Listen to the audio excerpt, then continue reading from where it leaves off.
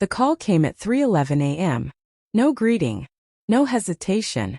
Just the voice of a man I'd trusted for 20 years, shaking in a way I had never heard. Don't go home. Static. Breathing. Silence.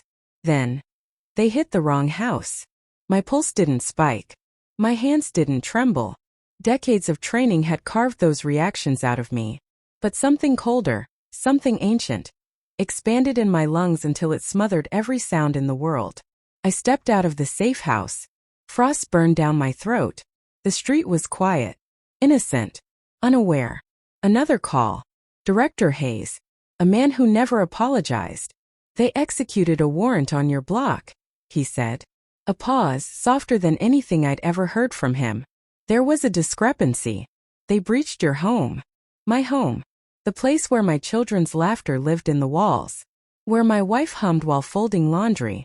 Where my daughter's plastic tiara still sat crooked on her frozen-themed birthday cake. 12 candles for the adults to help her blow out. Time bent. Twisted. Collapsed around me. I'm giving you 120 hours off-grid, Hayes whispered. No logs. No oversight. A gift? Or a confession. Do you understand? I did.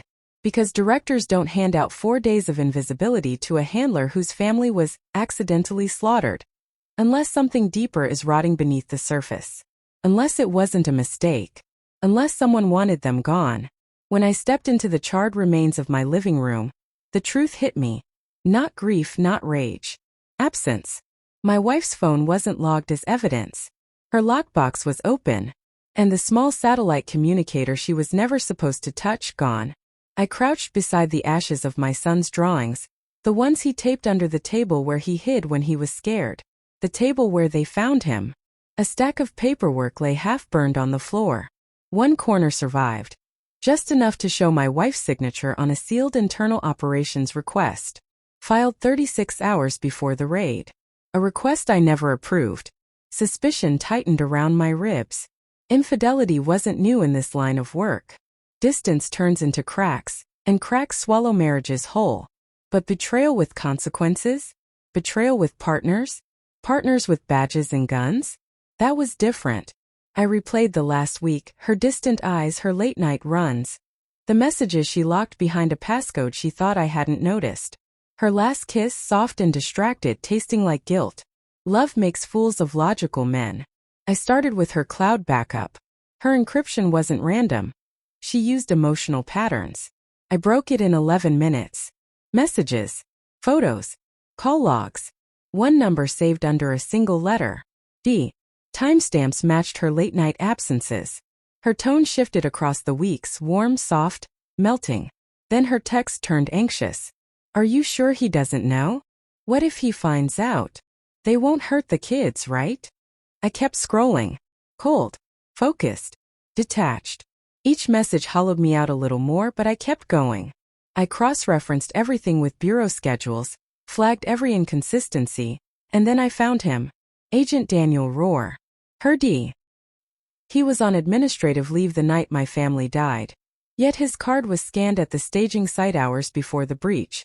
Coincidence dies fast under analysis. I pulled the last surviving camera feed from a neighbor's garage. I watched the team stack on my door. Then I watched something else. Rohr stepping out of the lead vehicle. Hand on the radio. Mouth moving. He was the one who said, go. He was the one who aimed first. He was the one who fired. My heart didn't break. It calcified. I found him on the roof of the parking garage where he liked to smoke. No theatrics. No gun. Just a folder in my hand. He flinched when he saw me. You're not supposed to. I tossed the file at his feet. Phone records. Internal logs. Her messages. His orders. The footage. He stared at the evidence like it was a live grenade. She told me you were dangerous, he said. She said she needed protection. I just watched him crumble.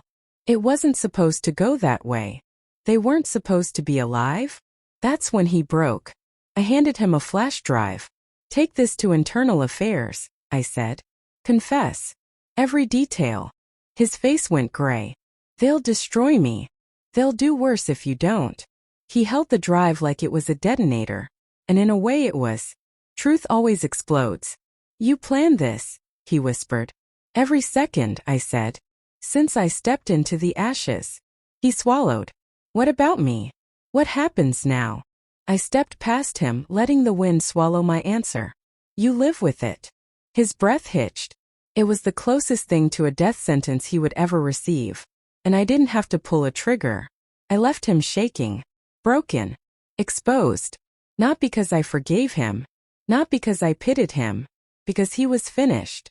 And there is no revenge more complete than letting a guilty man drown in the truth he tried to bury. I walked through the gray dawn. The world was eerily quiet, like nothing had happened. My 120 hours were almost up, but I didn't need them anymore. Justice was already in motion. And as the first shard of sunlight cut through the clouds, a final thought settled in my chest.